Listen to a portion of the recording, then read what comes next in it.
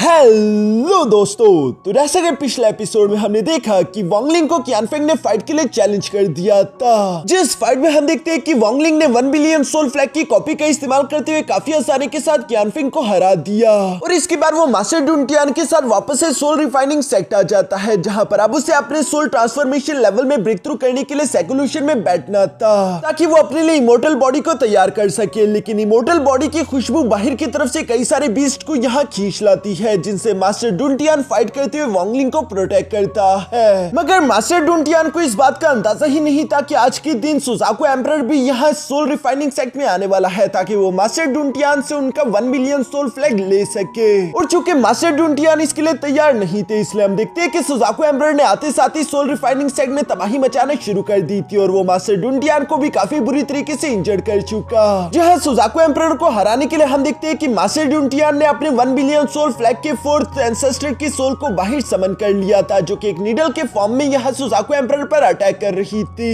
ये 4th ancestor की soul काफी ज्यादा पावरफुल है, जिसे एक्टिवेट करने के लिए मास्टर डुनटियान ने अपनी सारी की सारी लाइफ स्पैन सैक्रिफाइस कर दी थी। दूसरी तरफ सुजाकू एम्परर भी इस बात के बारे में अच्छे से जानता था, इसलिए हम देखते हैं कि वो भी अपनी 1/3 लाइफ स्पैन को सैक्रिफाइस करते हुए इस 4th एंसेस्टर की सोल को पकड़कर अपने पास रख लेता है। जो देखकर मास्टर डुनटियान तो पूरी तरीके से निराश हो गए थे। उन्हें लग रहा था कि शायद वो ये जंग हार गए और वो दुख के साथ आज मरने वाले हैं। मगर इससे पहले कि सुजाकू एम्परर यहाँ मास्टर डुनटियान को मार पाता, तभी अचानक एक पावरफुल एनर्जी उन्हें हिट करते हुए पीछे की तरफ धकेल देती है। अब आगे तो नेक्स्ट एपिसोड की शुरुआत यहाँ पर बिल्कुल उसी सीन से शुरू हुई, जहाँ पर हम देखते हैं कि एक बहुत ही जरा खतरनाक एनर्जी सुजाकू एम्परर को धकेलते हुए पीछे की तरफ हटा चुकी। साथ ही एक आवाज भी सुनाई देती है जो कि कह रही थी कि यहाँ से दफा हो जाओ। सुजाकू एम्परर हैरान होकर सामने की तरफ देखने की कोशिश करता है कि उस पर आखिर ये अटैक किया किसने। तभी अचानक उसे हवा में फ्लोट करता हुआ वोंगलिंग दिखाई दिया, जिसके आसपास बहुत ही ज्यादा टेरिफाइंग ब्लू कलर की एनर्जी फ्लोट कर रही थी। मास्टर डुनटियान भी यहाँ पर वोंगलिंग को देखकर सरप्राइज होते हुए कहते हैं कि वोंगलिंग तुम जिंदा हो। लेकिन यहाँ पर चूंकि वोंगलिंग इतना ज्यादा टेरिफाइंग लग रहा था, उसकी एनर्जी को महसूस करते हुए सुजाकू एम्परर कहता है कि आखिर ज़ंगियों के पास इतनी ज्यादा डोमिनेटिंग और साथ ही साथ टेरिफाइंग एनर्जी कहां से आ सकती है। ये ऑरा तो किसी ऐसे मॉन्स्टर का लग रहा है जिसने हजारों या फिर लाखों साल की कल्टीवेशन की हो। ये ऑरा वोंगलिंग का नहीं हो सकता। इसलिए वो यहाँ वोंगलिंग की तरफ देखते हुए सवाल करके पूछता है कि आखिर कौन हो तुम। मगर दूसरी तरफ वोंगलिंग उसे कोई जवाब नहीं देता, बल्कि उल्टा वो यहाँ सुजाकू एम्परर से गुस्से के साथ सवाल करते हुए कहता है कि तुम किस जनरेशन के सुजाकू एम्परर हो। और ये आवाज ऐसी थी जिसके खौफ से सुजाकू एम्परर को भी मजबूरन जवाब देना पड़ता है। वो यहाँ पर वोंगलिंग को जवाब देते हुए कहता है कि मैं 14 जनरेशन का सुजाकू एम्परर हूँ। असल में इस वक्त यहाँ ये वोंगलिंग की बॉडी में कोई और नहीं बल्कि मास्टर सीटू नान बात कर रहा था, जो कि डीप स्लीप से जाग चुका है। वो सुजाकू एम्परर को देखते हुए कह रहा था कि मैं तुम्हें सिर्फ ये वही की वजह से जाने दे रहा हूँ और इसी वजह से आज के दिन मैंने तुम्हें जान से नहीं मारा। ये वो असल में 1st जनरेशन का सुजाकू एम्परर था, जिसकी वजह से मास्टर सीटू नान इस वक्त यहाँ सुजाकू एम्परर को जाने की इजाजत दे रहा है। मगर दूसरी तरफ सुजाकू एम्परर भी सरप्राइज होते हुए यहाँ मास्टर सीटू नान से सवाल करके पूछता है कि आखिर तुम हो कौन, मैं तुम्हारा नाम जानना चाहता हूँ। तुम्हें आखिर 1st जनरेशन के सुजाकू एम्परर के बारे में कैसे मालूम है? क्योंकि 1st जनरेशन के सुजाकू एम्परर का रियल नाम किसी को भी ज्यादा मालूम नहीं था, वो सिर्फ उनके सक्सेसर्स को ही मालूम हो सकता है। यहाँ पर ये सब कहते हुए सुजाकू एम्परर अपने मन में सोच रहा था कि आखिर ये आदमी कौन हो सकता है जो कि 1st जनरेशन के सुजाकू एम्परर का नाम इतने ज्यादा एरोगेंस के साथ ले रहा है। कौन है जिसमें इतनी ज्यादा हिम्मत हो? ये सब कहते हुए अचानक से सुजाकू एम्परर को याद आया।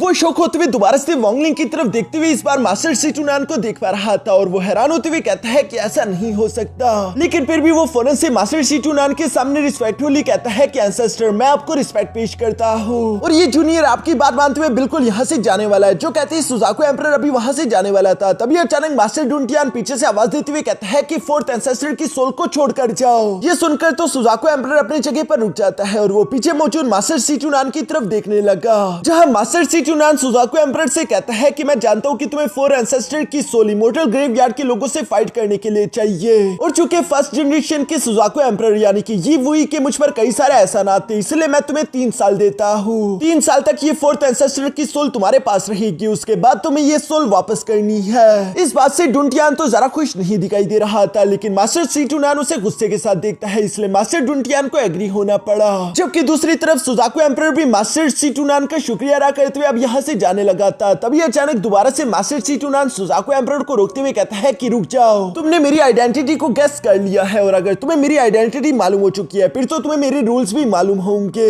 जो सुनकर सुजाकू एम्परर को काफी ज्यादा गुस्सा आ रहा था, लेकिन फिर भी हम देखते हैं कि वो फर्नेस से पलटते हुए यहाँ पर अपनी 2 उंगलियों को काट चुका। साथ ही सर वो कहता है कि एंसेस्टर क्या मेरी 2 उंगलियां काफी रहेंगी, जिस पर सीटुनान जवाब देते हुए कहता है कि नहीं, एक और उंगली भी छोड़कर जाओ। जो सुनकर सुजाकू एम्परर बिना सोचे फर्नेस से अपनी तीसरी उंगली को भी यहाँ पर काट चुका। इसके बाद मास्टर सीटुनान उससे कहता है कि अब दफा हो जाओ यहाँ से। जो सुनकर तो सुजाकू एम्परर अपनी जान बचाने के लिए फर्नेस से दुम दबाकर यहाँ से भाग चुका। उसके जाने के बाद हम देखते हैं कि अचानक पीछे की तरफ वॉन्गलिंग भी काफी सारा कमजोर हो चुका था और वो नीचे की तरफ गिरने लगा, जिसे मास्टर डुंटियान अपनी पावर्स का इस्तेमाल करते हुए फर्नेस से पकड़ लेते हैं। और वो देख पा रही थी कि वॉन्गलिंग की बॉडी से काफी सारा खतरनाक रेड कलर का ऑरा अनलीश हो रहा था, इसलिए वो समझ गए कि यकीनन की वॉन्गलिंग की बॉडी पर किसी की सोल ने कब्जा किया है। इसलिए मास्टर डुंटियान फर्नेस से अपनी सोल ब्लड का इस्तेमाल करते हुए यहाँ वॉन्गलिंग की मदद करना चाहते थे, मगर तभी अचानक वॉन्गलिंग दबी आवाज में कहता है कि रुक जाइए मास्टर, क्योंकि अगर मास्टर डुंटियान ऐसा करता तो शायद वो मारा जाता। तभी अचानक हम देखते हैं कि वॉन्गलिंग की बॉडी से मास्टर सीटुनान की सोल तेजी के साथ बाहर निकलते हुए आ गई थी, जिनके बाहर आते ही चारों तरफ काफी सारा खतरनाक कोल्ड ऑरा फैल गया था। मास्टर डुंटियान भी अपने सामने मौजूद मास्टर सीटुनान की सोल को देखकर काफी सारा घबरा जाते हैं, क्योंकि उनकी पावर बहुत ही ज्यादा टेरिफाइंग लग रही थी। साथ ही साथ मास्टर सीटुनान भी यहाँ डुंटियान पर गुस्सा करते हुए कहता है कि ओए बुढ़ाऊ, क्या तू सिचुएशन की नाजुकपन को नहीं समझ सकता? अगर ये सब कुछ वॉन्गलिंग के लिए ना होता और मेरा पुराना गुस्सा अभी भी मेरे साथ होता तो तुम सोच भी नहीं सकते कि मैं सिर्फ एक ही थप्पड़ में तुम्हें जान से मार डालता। यहाँ जब मास्टर सीटुनान ये सब कह रहा था तभी अचानक वहाँ काले बादलों से बारिश होना शुरू हो गई, जिन पर भी मास्टर सीटुनान गुस्सा करने लगता है। और वो उन काले बादलों पर गुस्सा करते हुए कहता है कि क्या मैंने तुम्हें बारिश करने की इजाजत दी थी? जिससे तो वो काले बादल भी घबरा जाते हैं। जो सीन काफी सारा फनी था और वो बादल तेजी के साथ यहाँ से गायब हो गए। मास्टर डुंटियान को तो कुछ भी समझ नहीं आ रहा था। अब मास्टर सीटुनान दोबारा से डुंटियान से कहते हैं कि तुमने कैसे ये बेवकूफी करी कि तुमने फर्नेस से 4th एंसेस्टर की सोल को मांग लिया।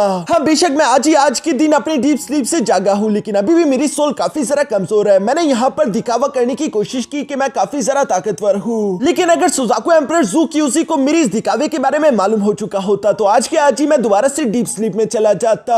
बेवकूफ आदमी, पहले मुझे अपने लिए कोई ना कोई फिजिकल बॉडी ढूंढने दो ताकि मैं अपनी कल्टीवेशन को दोबारा से रिस्टोर कर सकूं। एक बार ये काम हो जाए उसके बाद मैं सबसे पहले सुजाकू कंट्री जाकर ज़ू क्यूज़ी से तुम्हारे 4th एंसेस्टर की सोल खींचकर वापस ले आऊंगा। यहाँ अब तक वॉन्गलिंग भी दोबारा से होश में आ चुका था, जबकि दूसरी तरफ मास्टर डुंटियान सीटुनान से सवाल करते हुए कहता है कि सीनियर, क्या मैं जान सकता हूँ कि आखिर आप कौन हो? इस पर मास्टर सीटुनान उसे कोई जवाब नहीं देता, बल्कि वो वॉन्गलिंग से कहता है कि वॉन्गलिंग तुम ही इसे बताओ कि मैं कौन हूँ। इस पर हम देखते हैं कि वॉन्गलिंग फर्नेस से मास्टर डुंटियान को जवाब देते हुए कहता है कि इनका नाम सीटुनान है, लेकिन मास्टर सीटुनान के नाम से तो डुंटियान को कुछ भी समझ नहीं आता। इसलिए वॉन्गलिंग उन्हें जवाब देते हुए कहता है कि ये 2nd जनरेशन के सुजाकू एम्परर है। जो सुनकर तो मास्टर डुंटियान शॉक हो गए थे। असल में सुजाकू एम्परर के नाम किसी को मालूम नहीं होते थे। यहाँ पर मास्टर डुंटियान सीटुनान की तरफ देखते हुए कह रहा था कि अच्छा अब मैं समझा कि आखिर सुजाकू एम्परर इस सीनियर को देखकर इतना सारा घबरा क्यों चुका था। इसलिए मास्टर डुंटियान फर्नेस से यहाँ पर सीटुनान के सामने कहता है कि मुझे माफ कर दीजिए, जो कि मैं पहले आपको पहचान नहीं पाया। ये जूनियर आपको रिस्पेक्ट पेश करता है।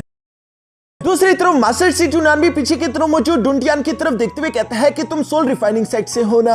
सोल रिफाइनिंग सेट के 4th एंसेस्टर ने पिछली जंग में जब मुझ पर हमला हुआ था तब उसने मेरी मदद करने की कोशिश की थी, और अभी के टाइम भी तुमने वॉन्गलिंग की मदद की मुझे डीप स्लीप से जगाने के लिए। इसलिए ये सारे एहसानात मैं कभी नहीं भूलने वाला। बेशक मैं जानता हूँ कि ऑलरेडी तुमने अपने लाइफ स्पैन को पूरी तरीके से एग्जॉस्ट कर दिया है और जल्दी तुम मारे जाओगे, लेकिन मैं तुमसे वादा करता हूँ कि एक बार मेरी कल्टीवेशन पूरी तरीके से रिस्टोर हो जाए उसके बाद मैं तुम्हारे 4th एंसेस्टर की सोल को वापस ले आऊंगा और साथ ही साथ तुम्हारे सोल रिफाइनिंग सेट को दोबारा से ऊंचाइयों तक पहुंचा दूंगा, जो कि वो डिजर्व करता है। जो सुनकर तो अचानक से मास्टर डुंटियान की आंखें खुशी से खुल जाती है, क्योंकि अगर बेशक वॉन्गलिंग ये काम ना कर पाए मगर मास्टर सीटुनान तो इतने ज्यादा पावरफुल है कि उनके लिए उनके सोल रिफाइनिंग सेट को लेवल 6 की कंट्री बनाना ज्यादा मुश्किल नहीं। इसलिए वो खुश होते हुए कह रहा था कि सीनियर ब्रदर मैंने कर दिखाया, अब मैं सोल रिफाइनिंग सेट का गुनहगार नहीं हूँ। ये सब कहते हुए मास्टर डुंटियान हंसने लगे और वो हंसते हुए कहते हैं कि अब मरने के बाद मैं अपने एंसेस्टर्स के सामने जब जाऊंगा तो मेरी चेहरे पर खुशी होगी। ये सब कहते हुए चूंकि मास्टर डुंटियान का वक्त करीब आ चुका था, इसलिए वो वॉन्गलिंग की तरफ देखते हुए कहते हैं कि वॉन्गलिंग अब बस आखिरी काम है जो कि तुम्हें पूरा करना होगा।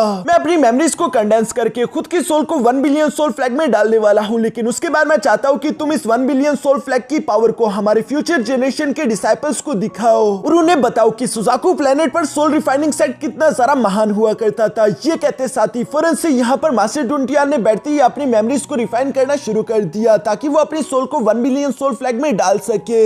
इन मेमोरीज में हम देख पाते हैं कि मास्टर डुंटियान ने बचपन में ही अपनी फैमिली को खो दिया था और सोल रिफाइनिंग सेट मास्टर ने यहाँ मास्टर डुंटियान के सामने आकर उससे सवाल किया था कि क्या तुम मेरे साथ आना चाहोगे, जिस पर मास्टर डुंटियान उनके साथ सोल रिफाइनिंग सेट चला गया। इसके बाद मास्टर डुंटियान ने सोल रिफाइनिंग सेट में ही रहकर कल्टीवेशन करी और सेट मास्टर को डुंटियान से काफी जरा उम्मीदें थी। वो मरने से पहले अपने 1 बिलियन सोल फ्लैग को डुंटियान के हवाले कर देते हैं। साथ ही साथ डुंटियान ने भी कसम खाई थी कि वो अपनी पूरी जान लगा देगा ताकि वो हमेशा सोल रिफाइनिंग सेट को प्रोटेक्ट कर सके, चाहे फिर ये सब करने के लिए उसे अपनी जान ही क्यों ना देनी पड़े। प्रेजेंट के सीन में भी हम देखते हैं कि मास्टर डुंटियान मरने वाला था और वो अपने मास्टर को याद करते हुए कह रहा था कि मैंने अपने वादे को पूरा कर दिया। ये सब कहते हुए अचानक से मास्टर डुंटियान को अपने मास्टर दिखाई देते हैं जो कि अभी भी डुंटियान से सवाल करते हुए कह रहे थे कि बच्चे क्या तुम मेरे साथ आओगे। जो सुनकर मास्टर डुंटियान तो काफी सारे इमोशनल हो जाते हैं। दूसरी तरफ वॉन्गलिंग भी यहाँ पर अपने मास्टर को मरता हुआ देख रहा था और वो भी काफी सारा इमोशनल था। मास्टर डुंटियान वॉन्गलिंग की तरफ देखते हुए इशारों में ही उसे अलविदा कहते हैं, जिसके बाद हम देखते हैं कि मास्टर डुंटियान ने फौरन से 1 बिलियन सोल फ्लैग को बाहर की तरफ समन कर लिया और वो यहाँ पर ऊंची आवाज में कहते हैं कि मैं डुंटियान अपनी मर्जी से 1 बिलियन सोल फ्लैग का सोल बनने के लिए तैयार हूँ और इसके लिए मैं अपनी कॉन्शियसनेस को इरेज करता हूँ। जो सब करते हुए 1 बिलियन सोल फ्लैग ने धीरे धीरे से मास्टर डुंटियान की सोल को एब्सॉर्ब करना शुरू कर दिया था। साथ ही साथ यहाँ अपनी आखिरी सांसें लेते हुए मास्टर डुंटियान कहता है कि टीचर जल्दी ये डिसाइपल आपके पास आने वाला है और इसी के साथ मास्टर डुंटियान की सोल यहाँ 1 बिलियन सोल फ्लैग में एब्सॉर्ब हो गई। जिनके जाने के बाद पीछे की तरफ वॉन्गलिंग भी इमोशनल होते हुए फौरन से यहाँ मास्टर डुंटियान के सामने बो डाउन करते हुए रिस्पेक्ट पेश करके कहता है कि मास्टर डुंटियान अब आप आराम करें और जहां तक सोल रिफाइनिंग सेट की बात है तो फिक्र ना करें, मैं बिल्कुल भी आपको निराश नहीं करूंगा। बेशक मास्टर डुंटियान और वॉन्गलिंग ऑफिशियली एक दूसरे के मास्टर और डिसाइपल नहीं थे, लेकिन हमेशा मास्टर डुंटियान ने वॉन्गलिंग को खुद के डिसाइपल की तरह ट्रीट किया और वॉन्गलिंग भी हमेशा मास्टर डुंटियान को अपने मास्टर की तरह ही रिस्पेक्ट देता रहा। इसके बाद नेक्स्ट सीन में हम लोगों को सुजाकू प्लेनेट के नॉर्थ का सीन दिखाया जाता है जहां पर हम लोग एक बहुत बड़ी रीइंकार्नेशन ट्री को देख पा रहे थे और इस रीइंकार्नेशन ट्री के आसपास कई सारे इमोर्टल ग्रेवयार्ड क्लैन के वॉरियर्स मौजूद हैं जिन पर सुजाकू प्लेनेट की इमोर्टल्स अटैक करने की कोशिश कर रहे थे और यहाँ पर बहुत ही ज्यादा खतरनाक फाइट चल रही थी। मगर यहाँ पर इन लोगों का मुकाबला करने के लिए अचानक से इमोर्टल ग्रेवयार्ड क्लैन का 4th एंसेस्टर वहां पर आ जाता है जिसने एक मास्क भी लगाया हुआ था और हमें जानने को मिलता है कि ये एक 9 लीफ स्पेल कास्टर है जो कि यहाँ पर उन इमोर्टल्स के लीडर पर हमला करते हुए कहता है कि मेरा सामना सिर्फ एक सुजाकू एम्परर ही कर सकता है, तुम अभी तक मेरी बराबरी करने के काबिल नहीं हुए। और उसकी बातें बिल्कुल सही भी थी। यहाँ पर हम लोग सुजाकू प्लेनेट के बाहर की तरफ देखते हैं जहाँ पर हम लोगों को ईस्ट वेस्ट नॉर्थ और साउथ में 4 बड़े बड़े रीइंकार्नेशन ट्री दिखाई दे रहे थे जिन्होंने सुजाकू प्लेनेट को चारों तरफ से घेर रखा था और ये इमोर्टल ग्रेवयार्ड क्लैन वाले लोगों की एक बहुत बड़ी चाल थी ताकि वो इसके इस्तेमाल करते हुए खुद को ताकतवर कर सके। C2 नान भी ये सब देख रहा है। वो वॉन्गलिंग से कहता है कि आखिरकार जंग की शुरुआत हो गई और तुम यहाँ पर जिन रीइंकार्नेशन ट्रीज को देख पा रहे हो इन्हें एंसेस्ट्रल स्पिरिट्स का इस्तेमाल करते हुए नरिश किया जा रहा है। वैसे फर्स्ट जनरेशन के सुजाकू एम्परर यी वुई के पास एक डिवाइन एबिलिटी थी जिसका इस्तेमाल करते हुए इन्हें एंसेस्ट्रल स्पिरिट से खुद की कल्टीवेशन को इंप्रूव कर सकता था। क्यों ना हम भी ऐसा करें। वैसे मुझे नॉर्थ का रीइंकार्नेशन ट्री काफी सारा अच्छा लग रहा है। ये कहती मास्टर C2 नान तेजी से नॉर्थ की तरफ बढ़ने लगा। वॉन्गलिंग उन्हें रोकने की कोशिश करना चाहता था लेकिन मास्टर C2 नान तो वॉन्गलिंग को भी अपने साथ खींचकर ले गया।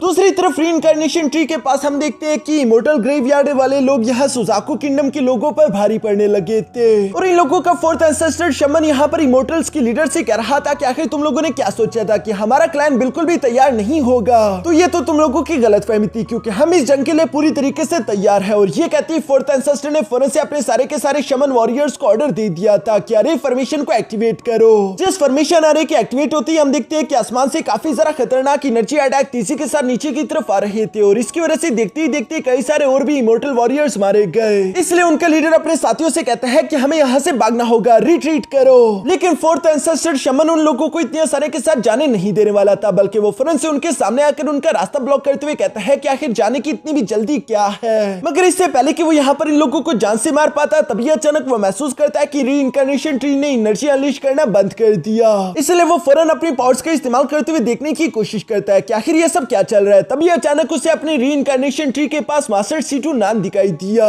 जिसने इस रीइंकार्नेशन ट्री के अंदर से एंसेस्ट्रल स्पिरिट को बाहर निकाल लिया था। ये देखकर फोर्थ एंसेस्टर गुस्सा होते हुए कहता है कि एंसेस्ट्रल स्पिरिट को बनाने में हम लोगों को 10,000 साल लगे थे और तुम इससे ऐसे ही नहीं चुरा सकते। ये कहती वो फोर्थ एंसेस्टर फौरन से यहाँ मास्टर C2 नान के पीछे पड़ गया, जिसकी वजह से बाकी के इमोर्टल्स को वहां से भागने का मौका मिल जाता है। दूसरी तरफ मास्टर C2 नान तो फोर्थ एंसेस्टर को चिढ़ाते हुए कह रहा था कि ओए बेवकूफ, मैं इधर हूँ, चलो पकड़ के दिखाओ मुझे। जबकि फोर्थ एंसेस्टर उसके पीछे भागते हुए चिल्लाते हुए कह रहा था कि रुक जाओ, मैं तुम्हें जान से मार डालूंगा। दूसरी तरफ दूर हम देखते हैं कि वांगलिंग भी पहले से मास्टर C2 नान का इंतजार कर रहा था और जैसे ही मास्टर C2 नान वांगलिंग के पास पहुंचा, वो फौरन से एक स्पेशल टेक्निक का इस्तेमाल करते हुए यहाँ वांगलिंग के आसपास एक गोला बना देते हैं, जिसके अंदर जब मास्टर C2 नान इंटर हुए तो बाहर की तरफ मौजूद वो फोर्थ एंसेस्टर यहाँ इन लोगों के पास से गुजर गया, लेकिन ना तो वो मास्टर C2 नान को देख पा रहा था और ना वांगलिंग को। अंदर की तरफ मौजूद मास्टर C2 नान यहाँ पर इस एंसेस्ट्रल स्पिरिट को देखते हुए खुश होकर कह रहा था कि एक बार मैं इसे डिवोर कर लूं, उसके बाद मेरी कल्टीवेशन पूरी तरीके से रिस्टोर हो जाएगी, जिसके बाद तो मेरे लिए इस इमोर्टल ग्रेवयार्ड क्लैन को हराना जरा सा भी मुश्किल काम नहीं है और इस तरह से मैं दोबारा से फर्स्ट जनरेशन के सुजाकू एम्परर यी वुई पर एक और एहसान कर दूंगा। मास्टर C2 नान फ्लेक्स करते हुए ये सब कह रहे थे। दूसरी तरफ वांगलिंग यहाँ पर मास्टर C2 नान से सवाल करते हुए कहता है कि वैसे अब आगे आपका क्या प्लान है, जिस पर मास्टर C2 नान वांगलिंग को जवाब देते हुए कहता है कि सबसे पहले तो मुझे अपने लिए एक फिजिकल बॉडी ढूंढनी होगी जो कि मेरे स्पिरिचुअल रूट्स के लिए कंपैटिबल हो। उसके बाद मैं अपनी पूरी की पूरी कल्टीवेशंस को दोबारा से रिस्टोर करूंगा, जो करने के बाद जिन लोगों ने मुझे धोखा देकर मुझे जान से मरवाया था, मैं उन लोगों को ढूंढकर जान से मार दूंगा। अगर वो लोग मर चुके हुए तो उनके डिसेंडेंट्स से मैं बदला लूंगा और उन सबको खत्म कर दूंगा। ये सब कहते हुए मास्टर C2 नान गुस्से में एक पावरफुल एनर्जी अनलीश करते हैं। असल में मास्टर C2 नान काफी ज्यादा रूथलेस था, वो पहले भी कभी किसी को बख्शते नहीं थे। जिन्होंने भी मास्टर C2 नान के साथ बुरा किया, हमेशा मास्टर C2 नान ने उससे जान से मार डाला। इवन कि मास्टर C2 नान भी हमेशा वांगलिंग को रूथलेस होने का बोलते हैं और वो उससे कहते हैं कि कभी भी किसी को बख्शना नहीं। वांगलिंग यहाँ पर मास्टर C2 नान की सारी बातें सुन रहा था, तभी अचानक उसे याद आया और वो मास्टर C2 नान से कहता है कि मैं हेवनली पल के बारे में आपसे कुछ बात करना चाहता हूँ। मैं जानता हूँ कि हेवनली बीड एक हेवन लेवल का ट्रेजर है जो कि इमोर्टल ट्रेजर से भी ज्यादा कीमती है, लेकिन अब वो मेरे डिवाइन सेंसेस के साथ जुड़ चुका है, इसलिए मास्टर मुझे माफ कर दीजिए, लेकिन मैं चाहकर भी वो हेवनली पल वापस आपको नहीं दे पाऊंगा। जो सुनकर दूसरी तरफ मास्टर C2 नान जवाब देते हुए कहता है कि आखिर वो चाहिए किसको है। पहले भी आज के दिन मेरा जो हाल हो चुका है वो उसी हेवनली पल की वजह से हुआ। अगर तुम मुझे वो देते भी तब भी मैं वो कभी ना लेता, इसलिए तुम उस ट्रेजर को अपने पास रख सकते हो। असल में मास्टर C2 नान यहाँ पर सख्त बनने का दिखावा कर रहा था। हालांकि वांगलिंग उनका डिसाइपल है, इसी वजह से सिर्फ मास्टर C2 नान ने वो ट्रेजर वांगलिंग के पास छोड़ दिया और वो वांगलिंग से काफी ज्यादा लगाव रखता है। मगर मास्टर C2 नान ये बात दिखाएगा नहीं, लेकिन दूसरी तरफ वांगलिंग तो समझ जाता है, इसलिए वो धीरे से मुस्कुराने लगा। साथ ही साथ वांगलिंग मुस्कुराते हुए यहाँ पर मास्टर C2 नान का शुक्रिया भी अदा करता है, जिस पर मास्टर C2 नान कहता है कि आखिर तुम ये क्या कह रहे हो, मैंने तुम्हें बचपन से अपने आंखों के सामने बड़ा होता हुआ देखा, तुम मेरी डिसाइपल हो, भला एक मामूली फजूल से बीट के लिए तुम मुझे शुक्रिया क्यों कह रही हो, ये तो कोई बड़ी बात नहीं। जो सुनकर तो वांगलिंग फिर से मुस्कुराने लगा। इस पर मास्टर C2 नान फौरन से वांगलिंग के पास आकर कहता है कि आखिर तुम मुस्कुरा क्यों रहे हो, चलो अगर तुम्हें मेरा शुक्रिया अदा करना ही है तो अपने मास्टर के लिए एक अच्छी सी बॉडी ढूंढ दो जो कि मेरे साथ परफेक्ट मैच हो। ये सुनकर वांगलिंग मास्टर C2 नान से कहता है कि वैसे सुजाकू एम्परर का एक डिसाइपल है कियान फेंग, उसकी बॉडी आपके लिए बिल्कुल परफेक्ट होगी। जो सुनकर मास्टर C2 नान सोचते हुए कहता है कि सुजाकू एम्परर का डिसाइपल नहीं, मैं उसकी बॉडी नहीं ले सकता, ये सब कुछ फर्स्ट जनरेशन के सुजाकू एम्परर के लिए, क्योंकि ये वही मेरे साथ काफी जरा अच्छा था, मुझे अपने लिए कोई दूसरी फिजिकल बॉडी ढूंढनी होगी। जो कहती है मास्टर C2 नान हवा में फ्लोट करते हुए फौरन से अपनी डिवाइन कॉन्शियसनेस को चारों तरफ फैला देते हैं। यहाँ चारों तरफ सुजाकू प्लेनेट में अपनी डिवाइन कॉन्शियसनेस को फैलाने के बाद अचानक से उन्हें फ्लेमिंग नॉर्थ पोल के ऊपर एक फिजिकल बॉडी दिख गई थी, जिसे देखकर तो मास्टर C2 नान सरप्राइज होते हुए कहता है कि आखिर ये क्या, मैंने तो सोचा भी नहीं था कि सुजाकू प्लेनेट पर इस तरह की फिजिकल बॉडी हो सकती है। इस फिजिकल बॉडी के पास तो ऐसे स्पिरिचुअल रूट्स हैं जो कि मेरे लिए बिल्कुल परफेक्ट होंगे। मैंने तो सोचा भी नहीं कि मुझे इतना सारा कीमती ट्रेजर मिल जाएगा। ये फिजिकल बॉडी मैं लेना चाहता हूँ। असल में दोस्तों ये सनटाई का वही डीमन बॉय है जिसका इस्तेमाल करते हुए सनटाई ने ट्रोल एंसेस्टर की जान ली थी, और सनटाई को ये डीमन बेबी इस प्लेनेट से नहीं बल्कि इस दुनिया से बाहर कहीं पर मिला था। इसलिए मास्टर C2 नान ने फैसला कर लिया था वो यहाँ पर वांगलिंग वांगलिंग से कहता है कि हम लोग फ्लेमिंग नॉर्थ पोल की तरफ जाने वाले हैं, जबकि साथ ही साथ मास्टर सी चुनान वहीं पर मौजूद फोर्थ एंसेस्टर को भी देख लेता है। इसलिए वो वांगलिंग से कह रहा था कि इस बेवकूफ को भी हम अपने साथ लेकर जाएंगे। ये कहने के बाद मास्टर सी चुनान जानबूझकर फोर्थ एंसेस्टर के सामने आते उसे आवाज देकर कहता है कि ओए मैं यहाँ पर हूँ, चलो मेरे साथ आओ। जो सुनकर तो फोर्थ एंसेस्टर शम्मन ने यहाँ मास्टर सी चुनान को फॉलो करना शुरू कर दिया था और ये लोग काफी तेजी के साथ मूव करते हुए फौरन से फ्लेमिंग नॉर्थ पोल की तरफ बढ़ने लगे। कई दिनों के सफर के बाद आखिरकार ये लोग वहां पर पहुंच भी जाते हैं, लेकिन अभी भी हम देखते हैं कि फोर्थ एंसेस्टर यहाँ मास्टर सी चुनान और वांगलिंग को पकड़ नहीं पाया था। उल्टा मास्टर सी चुनान फोर्थ एंसेस्टर का मजाक उड़ाते हुए कह रहा था कि ओए बेवकूफ, तू इतना सारा स्लो क्यों है? मुझे रास्ते में तेरा इंतजार करने के लिए कई बार बीच में रुकना पड़ा, लेकिन अभी तक तुम मेरे पास भी नहीं आ पाए। थोड़ी अपनी स्पीड बढ़ाओ वरना तुम मुझे कैसे पकड़ पाओगे। ये कहते मास्टर सी चुनान दोबारा से आगे की तरफ निकल पड़ा। पीछे की तरफ फोर्थ एंसेस्टर भी अपने मन में हैरान होते हुए कह रहा था कि आखिर ये आदमी है कौन जो कि पूरे रास्ते ही मुझे ट्रोल करता हुआ आ रहा है। लेकिन अच्छी खबर यह है कि उसने अभी तक हमारे एंसेस्ट्रल स्पिरिट को एब्सॉर्ब नहीं किया, यानी कि अभी भी मेरे पास मौका है उससे एंसेस्ट्रल स्पिरिट छीनने का। इसलिए हम देखते हैं कि फोर्थ एंसेस्टर लगातार मास्टर सी चुनान को फॉलो कर रहा था। दूसरी तरफ हम देखते हैं कि मास्टर सी चुनान और वांगलिंग भी आखिरकार उस डीमन बेबी तक पहुंच गए थे, जिसे देखते ही वांगलिंग फौरन से पहचान गया कि ये तो सन टाई का वही डीमन बेबी है जिसका इस्तेमाल करते उसने ट्रोल एंसेस्टर को जान से मारा था। मगर ये डीमन बेबी यहाँ पर इस वक्त एक रिस्ट्रिक्शन बैन फॉर्मेशन के अंदर फंस चुका था, जिसके अंदर से वो बाहर नहीं निकल पा रहा। जिस फॉर्मेशन को मास्टर सी चुनान तो पहचानते थे और वो वांगलिंग से कहते हैं कि इसे ज्यूली की रिस्ट्रिक्शन फॉर्मेशन कहा जाता है, जो कि यहाँ की नेशनल बैन फॉर्मेशन है। इसलिए ज्यादातर लोग इस नॉर्थ फ्लेमिंग पोल की तरफ आने से घबराते हैं। वैसे वांगलिंग ये एक बेहतरीन अपॉर्चुनिटी होगी अगर तुम इस रिस्ट्रिक्शन फॉर्मेशन को एक्टिवेट करके अपने लिए इस्तेमाल कर सको, क्योंकि फिर हम इसी रिस्ट्रिक्शन बैन फॉर्मेशन का इस्तेमाल करते उस बेवकूफ फोर्थ एंसेस्टर को भी इसके अंदर ट्रैप कर देंगे। जो सुनकर वांगलिंग बिल्कुल ऐसे ही करता है। वो फौरन से सामने की तरफ जाकर यहाँ अपनी कॉन्शियसनेस का इस्तेमाल करते उस रिस्ट्रिक्शन बैन फॉर्मेशन को कंट्रोल करने की कोशिश करने लगा। जब वांगलिंग ये सब कर रहा था तो मास्टर सी चुनान उससे वक्त देने के लिए फोर्थ एंसेस्टर के साथ पीछे फाइट करना शुरू कर देते हैं, जहां पर हम देखते हैं कि मास्टर सी चुनान ने फौरन से extreme fire blood light technique को एक्टिवेट कर लिया, जिसके इस्तेमाल करते हुए यहाँ फोर्थ एंसेस्टर पर हमला कर देते हैं। साथ ही सर वो फोर्थ एंसेस्टर से कह रहे थे कि एक बार जब ये लाइट तुम्हारी बॉडी को टच कर दे उसके बाद तुम्हारी बॉडी के अंदर मौजूद ब्लड जलना शुरू कर देगा और तुम जल्दी मारे जाओगे। मगर सामने की तरफ मौजूद वो फोर्थ एंसेस्टर भी कुछ ज्यादा कमजोर नहीं था, क्योंकि वो एक एसेंडेंट लेवल का वॉरियर है। वो यहाँ पर एक डिफेंस टेक्निक का इस्तेमाल करते खुद को इस अटैक से बचा लेता है और वो मास्टर सी चुनान से कहने लगा कि चलो भी जल्दी वो एंसेस्ट्रल स्पिरिट मेरे हवाले कर दो। लेकिन दूसरी तरफ हम देखते हैं कि मास्टर सी चुनान तो तेजी से मूव करते फौरन से यहाँ फोर्थ एंसेस्टर की बॉडी ही चला गया, क्योंकि वो एक सोल है। इसलिए फोर्थ एंसेस्टर गुस्सा होते हुए कहता है कि तुम मेरी बॉडी को पसेस नहीं कर सकते, और इससे पहले कि फोर्थ एंसेस्टर यहाँ खुद पर ही अटैक कर पाता तभी अचानक मास्टर सी चुनान वांगलिंग को आवाज देते हुए कहते हैं कि बच्चे यही वक्त है। जो सुनकर हम देखते हैं कि वांगलिंग ने अब तक जूली की रिस्ट्रिक्शन बैन फॉर्मेशन को कंट्रोल करना सीख लिया था और वो इसे एक्टिवेट करते हुए तेजी से यहाँ उस फोर्थ एंसेस्टर पर हमला करते हुए उसे जकड़ना शुरू कर चुका। थोड़ी देर में हम देखते हैं कि वांगलिंग ने बिल्कुल उस डिमोनिक बेबी की तरह यहाँ फोर्थ एंसेस्टर को भी पूरी तरीके से इस फॉर्मेशन के अंदर सील कर दिया था, जो देखकर मास्टर सी चुनान वांगलिंग से कहने लगे कि शाबाश, अब मेरे पास एक फिजिकल बॉडी है, एक एसेंडेंट लेवल का कल्टिवेटर और एक एंसेस्ट्रल स्पिरिट। अगर इन तीनों की पावर को मैं एब्सॉर्ब कर लूं तो उसके बाद मेरी कल्टिवेशन पूरी तरीके से वापस आ जाएगी, जो काम करने में मुझे ज्यादा समय नहीं लगेगा। और एक बार मैं अपनी कल्टिवेशन को पूरी तरीके से रिस्टोर कर लूं उसके बाद वांगलिंग मैं तुम्हें ढूंढने के लिए आ जाऊंगा। जो सुनकर वांगलिंग मास्टर सी चुनान से सवाल करते हुए पूछता है कि मास्टर आपको नहीं लगता कि मुझे यहीं पर रुककर आपको प्रोटेक्ट करना चाहिए? इस पर मास्टर सी चुनान जवाब देते हुए कहता है कि इसकी कोई जरूरत नहीं, क्योंकि यहाँ पर मौजूद ये ज्यूली की रिस्ट्रिक्शन फॉर्मेशन ही सबसे ज्यादा बेस्ट डिफेंस है, इसलिए मुझे कोई भी खतरा नहीं होगा। लेकिन वैसे वांगलिंग, जब से मैं जागा हूँ मैं तुमसे एक सवाल पूछना चाहता था। मुझे अच्छे से याद है कि डीप स्लीप में जाने से पहले तुम अपने जी रेल में इंटर कर चुके थे और एक्सट्रीम जी रेल में होते हुए कोई भी कल्टिवेटर अपने नेंशियंट सोल लेवल से ऊपर तक ब्रेक थ्रू नहीं कर सकता, तो आखिर तुम सोल ट्रांसफॉर्मेशन लेवल तक कैसे पहुंच गए? ये सुनकर वांगलिंग फौरन से अपने एक्सट्रीम जी रेल को बाहर की तरफ समन करते हुए मास्टर सी चुनान को बताता है क्योंकि मैंने उसे अपनी बॉडी से ही बाहर निकाल लिया था। ये देखकर तो मास्टर सी चुनान वांगलिंग से इंप्रेस होते हुए कहते हैं कि जो चीज तुम्हें आगे बढ़ने नहीं दे रही तुमने वही अपनी बॉडी से निकाल दी। वाकई में तुम महान हो,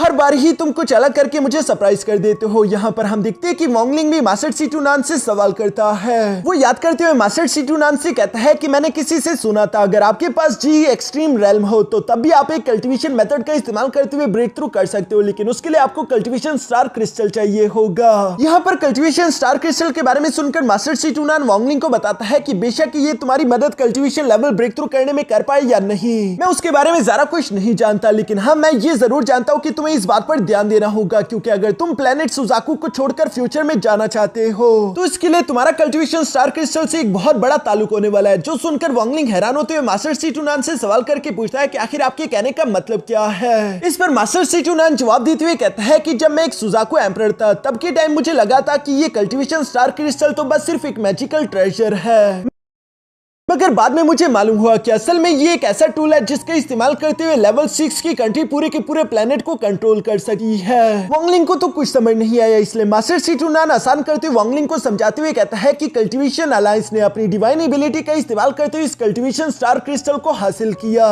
जिसे जब किसी कल्टीवेशन प्लेनेट पर एक लेवल 6 की कंट्री बनती है तो उसके सबसे पावरफुल बंदे के हवाले कर दिया जाता है। जैसे कि सुजाकू प्लेनेट का सुजाकू एम्परर, एक बार जब ये कल्टीवेशन स्टार क्रिस्टल उसके हाथ में आ जाए तो वो इसे एक्टिवेट कर देता है। उसके बाद सुजाकू प्लेनेट पर उस दिन के बाद से जो भी इंसान पैदा होगा उसकी सोल का एक छोटा सा टुकड़ा इस कल्टीवेशन स्टार क्रिस्टल के अंदर ऑटोमेटिकली एब्जॉर्ब हो जाएगा। इस कल्टीवेशन स्टार क्रिस्टल के साथ एक और चीज भी कनेक्टेड है जिसे कल्टीवेशन स्टार हार्ट के नाम से जाना जाता है। सुजाकू एम्परर इन दोनों चीजों का इस्तेमाल करते हुए पूरे के पूरे प्लेनेट में मौजूद हर एक इंसान की जिंदगी को कंट्रोल कर सकता है। वो जब चाहे अपने लाइफ स्पैन को सैक्रिफाइस करके किसी को भी जान से मार सकता है। इस कल्टीवेशन स्टार क्रिस्टल के हाथों मारे जाने से बचने के लिए सिर्फ दो ही तरीके हैं, एक तो ये कि तुम असेंडेंट लेवल में ब्रेक थ्रू करके पहुंच जाओ और दूसरा ये कि तुम इस कल्टीवेशन स्टार क्रिस्टल के अंदर से किसी तरह अपनी सोल को बाहर निकाल दो। इसके अलावा यहाँ से बचने का कोई दूसरा रास्ता नहीं, वरना सुजाकू एम्परर जब चाहे वो अपनी मनमर्जी के मुताबिक तुम्हें जान से मार सकता है। मैं जब सुजाकू एम्परर था और मुझे ये सारी बातें मालूम हुई थी तो मुझे ये सब कुछ अच्छा नहीं लगा, इसलिए मैंने अपनी पावर्स का इस्तेमाल करते हुए कल्टीवेशन स्टार क्रिस्टल को सील करके दफना दिया।